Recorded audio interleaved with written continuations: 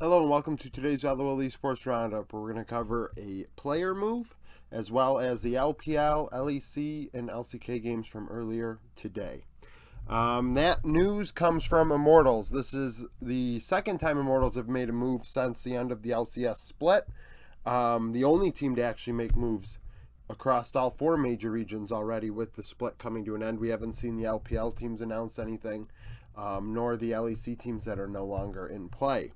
Kenvy is out, including X-Smithy and two other analysts, assistant coaches, however you want to frame it. This comes after Immortals and Solo parted ways. Kenvy had a 2-1 KDA, 5 CS per minute, 67.9 KP. Needless to say, he struggled. This was his first year as a starter completely. If I recall, he might actually no. He was a starter last year too, wasn't he? Not a great year. No, Xerxes played last year. Kenvy just leaving a lot to be desired this year, but Immortals was not a good team. And it's really hard to blame Solo or blame Kenvy, in my opinion. 302 gold per minute, 290 damage per minute. That resulted in just under 18% of the team's gold, 14% of the team's damage. On average, at 15 minutes, he was down 650 gold, 7 CS, and 415 XP. He played 10 champions in 18 games. He struggled big time. Immortals struggled big time. Immortals do not have an academy team, as many LCS teams don't. So there is no backup. Immortals are going to obviously have to figure out who their top side of the rift will be for 2024. I'm sure this is not the only moves that they will make. LCK recap. So predictions, I'm 244 and 122 on the year. Nongshim and Brion started us off. Nongshim win 2-1. They go to 5-11. Brion 4-12. Jiwoo 13-8-14, 34% of damage. Peter was my MVP, 1-4-27. Henna 12-6-9, 29% of damage in the loss. Game 1, Brion set a pretty good pace. Very unlike Brion, to be honest with you. However, in Game 2, Nongshim would respond in a very slow game, but Peter looking very good on the Alistar. And then in Game 3, Peter looked excellent on the Rel. That 1-4-27, he was pretty strong. The bot lane went 14, 12, and 41 combined. I thought Sylvie did some nice things in the jungle on the Lee Sin and the Kha'Zix in Game 3. The Kha'Zix was disgusting in that one. Fiesta played all 3 games. Din looked better as Brion. They beat T1. I say, you know what? Maybe they're a top 25 team. Maybe they're the 5th best or 6th best team in the LCK. And that has no longer. They are, no longer in that spot. Now 1 full game back at minimum, 4 playoffs with 1 week left. It kind of is what it is. I thought IMT looked good at times in this series. Karis, Henna. Game 1 effort played Maokai, and I thought that was interesting. Not something I expected Brion to pick. Brion seemed pretty cut and dry, boring as hell. And Maokai support was not something I had in my bingo card for them. But as far as things go, Nongshim stick to a mid laner, they win. I went 3-1 on these predictions. That was the one I got wrong. I thought Brion would take it, and it just didn't end up being the case. Gen G D+, Gen G win 2-0 as they go to 14-1. D+ fall to, Gen G now are 15-1. D+ 10-6. Pays would be MVP. He had a penta on Varus in Game 2 as the game came to a close. Chovy playing one of his better performances as a carry this split. 15-4 and 19, 31% of damage. Peanut 7-4-26. So the mid-jungle duo went 22-8 and 45. Showmaker 6-8-17, 29% of damage in the loss. Honestly, Game 1, Chovy was huge in fact in the top side of the rift. He played LeBlanc, went top side, made something happen. Got Kana in a good place and Kana into Doran. Sorry. Chovy went top lane to help Doran into Kana, and Doran did well. Doran with that, I think, solo killed Deft twice in Game 1. Chovy dealing a ton of damage. Peanut all over the place. Pays not really super impactful. But because he gets the Penta, he ends up being my MVP. And soon, he's going to make Pentas not quite as special as they used to be, because that's his third one this split. I have him in the player pool. I'm the top-rated team in the player pool with Pays right now. So hoping I can win that's in the Discord. We will be doing another round of it for Worlds next month. Well, not next month, but a few months from now. Yeah, so Genji win.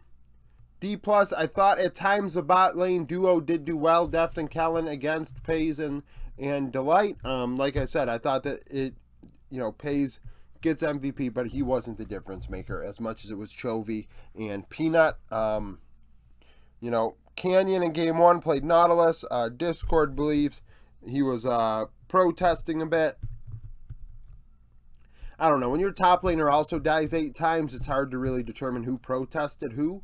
It was ugly from the top side of the Rift for D+ in that one. Game 2, it was a lot more competitive. He played the Lilia, had a little more impact.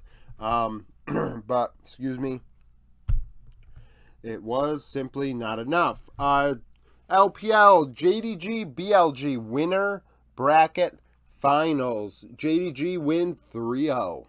I said this yesterday, I'll say it again.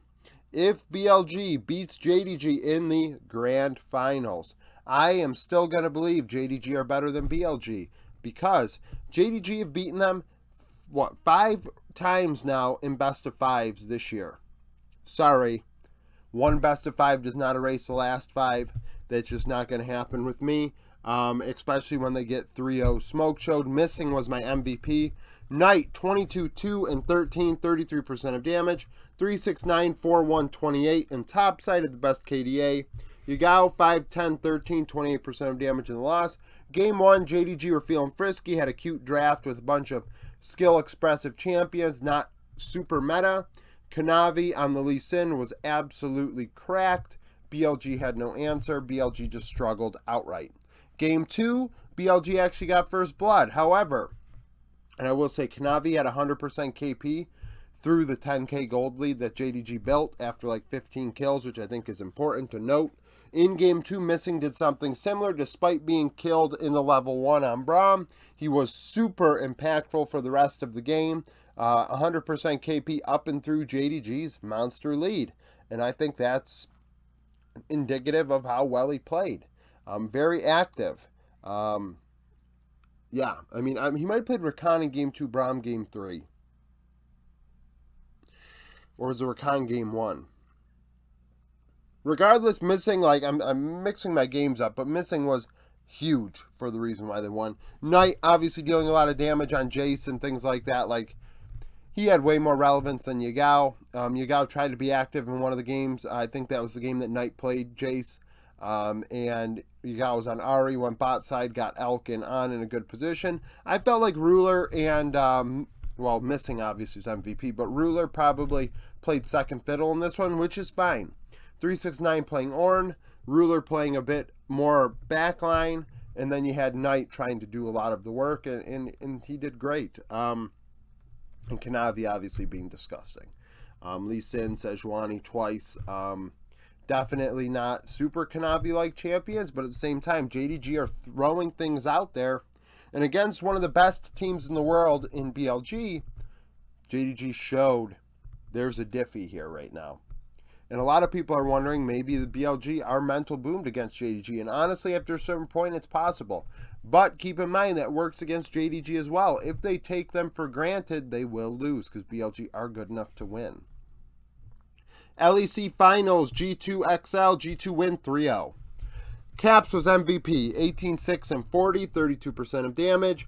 Jungler, Yike, 15-1 and 45. So the mid-jungle duo went 33-7 and 85. Wow. Abadage, 6, 16-5, 26% of damage in the loss. Game 1, Caps had the gold lead for the majority of it, despite XL putting up quite a fight, being ahead in bot lane. Broken Blade also was pretty even with Odoamne in top. Game 2, I thought Broken Blade came through big time on the Jax and was probably the best player, but then in Game 3, I thought Caps came through once more and looked dominant. Really, Game 2, Caps on the Kesa, like, I mean, this scoreline obviously indicates a really good 3 games, right? I mean, he averaged 6, 2, and 12 or 13. So I would say it's pretty lopsided. But game 2 I thought wasn't all that much about Caps as much as Broken Blade. I thought Hansama obviously looked good. Mickey X was huge. I thought his roams were on point, especially in helping Caps get out to leads. And I feel like, a lot of people might forget that Mickey actually did quite a bit of work in this one. Excel, they were able to keep up in the early game, but mid-game it just fell apart. It just simply fell apart. They got out team fought and just didn't have it. The dream can only go so long, right? Both teams I think are locked into LEC summer. The LEC finals, whatever championship to determine the 4 teams that go to Worlds. I think that's a sham.